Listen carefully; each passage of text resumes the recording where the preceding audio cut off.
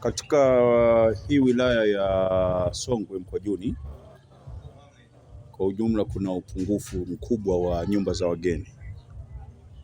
Kwa hiyo hii kwa wawekezaji wengi itakuwa kwao ni fursa kuwekeza kwa namna ambavyo amewekeza huyu bwana, kwa maana nyumba za wageni hazikizi viwango vya wageni wanaokuja, hasa wale wageni wanaokuja katika maeneo mbalimbali ya utalii na ya uchimbaji.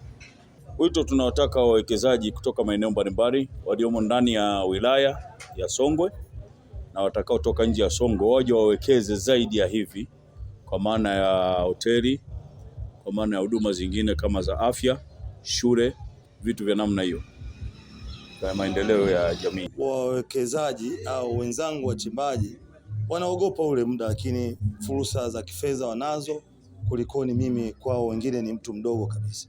Nilikuwa nadunduliza, nimeweka fursa ya biashara ya uchimbaji kama biashara kwangu.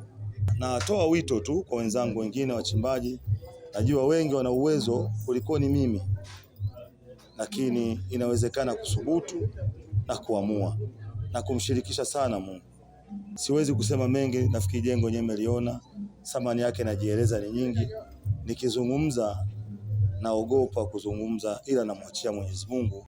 Miongoni mwa mambo makubwa ambayo tunatarajia kuyafanya katika kipindi cha miaka mitano inayokuja ni kuhakikisha wananchi wanapata fursa ya kuwekeza kwenye wilaya yetu, ni kuhakikisha biashara zinaendelea kufanyika kwenye wilaya yetu. Kwa hiyo miongoni mwa mikakati mikubwa ambayo tunayo sasa kwenye kata yetu, kwa sababu kata ni miongoni mwa kitu kinachounda wilaya. Sasa sisi kwenye kata yetu ya Mkwajuni tunatarajia kuja na mikakati mikubwa mizuri na itakayowafanya wafanyabiashara, wananchi na wawekezaji kutoka maeneo mbalimbali ya nchi yetu na kutoka maeneo mbalimbali nje ya wilaya yetu kuja kuwekeza kwenye kata yetu. Mimi nikushukuru sana bwana Babu Chunya kwa kuonyesha uzalendo. Umeonyesha uzalendo mkubwa kwa kuwekeza hapa ukiwa wewe ni mzawa. Niwaombe ndugu zangu wengine wawekezaji na wachimbaji wadogo tuige mfano wa ndugu yangu Babu Chunya hapa. Hoteli hiyo ni chachu ya maendeleo ya kijamii na kiuchumi.